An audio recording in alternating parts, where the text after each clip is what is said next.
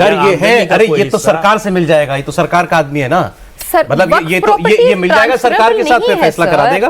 क्या फैसला करा देगा? आखिर वो अदालत में जाएगा। तो या तो आप कहिए हमको किसी पे भरोसा नहीं है। हमारी कौम का जो आदमी है वो चाहे जाहिल हो, अनपढ़ हो, उसको वो अंगूठा लगाता हो, हम सिर्फ उसी को मानेंगे, न हम संविधान मानेंगे, न कानून मानेंगे, न अदालत मानेंगे। तब तो आपकी बात ओवैसी जी की बात करें तो लगभग इतनी है, यही कह रहे हैं वो। उन्होंने जैसे क्योंकि उनका वेस्टेड इंटरेस्ट है, जो अभी शाहिद ने बताया। नहीं, उन्होंने इसकी तुलना की थी तिरुपति बोर्ड से, देवस्थानम बोर्ड से, कि भाई वो इतना बड़ा मंदिर है, हिंदुओं की, करोड़ों हिंदुओं की आस्था है, उसका मैनेजमेंट में उसको मुसलमान हो सकता है क्या? नहीं हो सकता। वो गवर्नमेंट का बोर्ड थोड़ी है, वो एक प्राइवेट संस्था ट्रस्ट है भाई। वो ट्रस्ट है, वो प्राइवेट है, उनका अपना संस्थान है वो। ये तो गवर्नमेंट के बोर्ड में है। आप कहो हमको गवर्नमेंट से नहीं रहना, अलग से ट्रस्ट बना रहे हैं हम। राम मंदिर वाला जब अयोध्या इशू भी चल रहा था, तब उसमें शायद कमेटी मेंबर में गैर हिंदू भी थे। अच्छा, दूसरी बात, कितनी बड़ी बात है कि सरकार में ओवैसी जी हैं तो सीएमपी, उनके पीछे कितने लोग खड़े हैं? आज तक उनकी पार्टी मेजोरिटी में क्यों नहीं आ पाई? वो ऐसे सवाल पूछ रही हैं तो हमें एक बद्दा मजाक ही नजर आता है ना, क्योंकि आपके पीछे आपके साथ कितने लोग खड़े हैं? आपकी पार्टी कभी भी मेजोरिटी में क्यों नहीं आ पाई? और इतनी बड़ी बात है कि जेपीसी में तो जेपीसी में जगह मिली तो ना। ये भी तो बड़प्पन है ना कि आपको जेपीसी में लेकर आए हैं और आप इतना हल्ला मचा रहे हैं। एक चीज जो जिसका विरोध हो रहा है वो है वक्फ बाय यूज खत्म कर दिया जाएगा।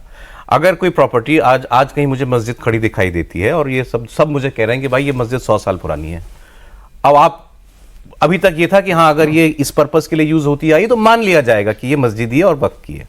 अब आप उस पर भी मांगोगे मुझसे कागज कि नहीं भाई जितनी पुरानी हो तो पहले कागज दिखा मुझे।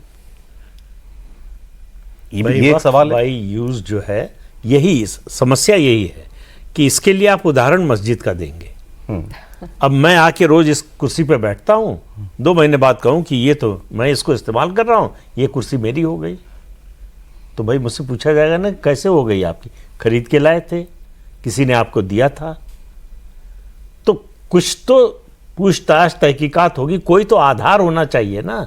अगर हम किसी प्रॉपर्टी पर क्लेम कर रहे हैं तो उसका कोई आधार होगा ना। ऐसा थोड़े कि हम सुबह सैर के लिए निकले और कहा कि ये बिल्डिंग हमको अच्छी लगी, ये हमारी हो गई। इसी तो में एक लाइन और मैं जोड़ रहा हूं, सुखू सरकार में मुसलमान सुखी नहीं है, क्योंकि वो एक जो वहां शिमला में मस्जिद है उसको तोड़ा जा रहा है।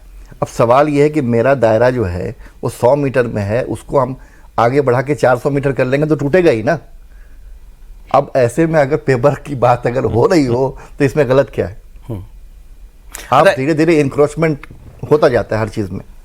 एक प्रोविजन इसके अंदर ये किया गया जिस पर एतराज है कि भाई इस कोई कम से कम 5 साल से इस्लाम का पालन कर रहा हो, वही कोई प्रॉपर्टी दान कर सकता है वक्फ के नाम पर। वो कन्वर्टेड मुस्लिम के मामले ऑब्वियसली। हाँ, तो क्यों भाई मैं आज मुसलमान हो गया, मेरे पास जमीन है, मैं कल दे दूं, मैं देना चाहता हूं। आप मैनेजमेंट 5 साल तक नहीं मैनेजमेंट कमेटी में आ गए, आपने कहा कि मैं अब मुसलमान बन गया, अब मुझे दो ये प्रॉपर्टी, अब मैं ले लूंगा। तो जो शादी के मामले में हुआ कि आपको दूसरी शादी करनी है इसलिए आपने धर्म परिवर्तन कर लिया, उस पर कोर्ट ने रोक लगाई कि नहीं?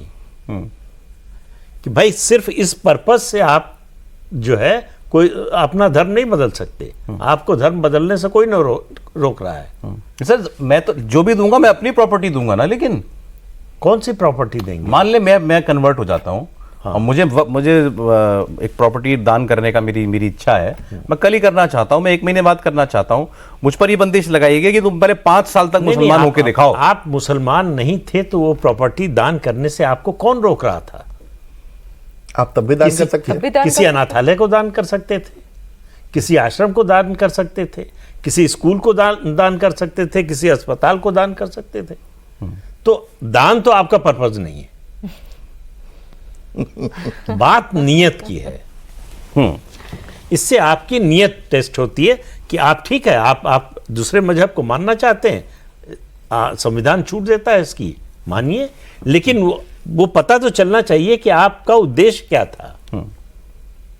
अच्छा, ये आंकड़ा बहुत जो आपने भी कोट किया, हम लोग भी करते हैं, 9 लाख एकड़ की जमीन है वक्फ के पास और ये तीसरा सबसे बड़ा लैंड ओनर है।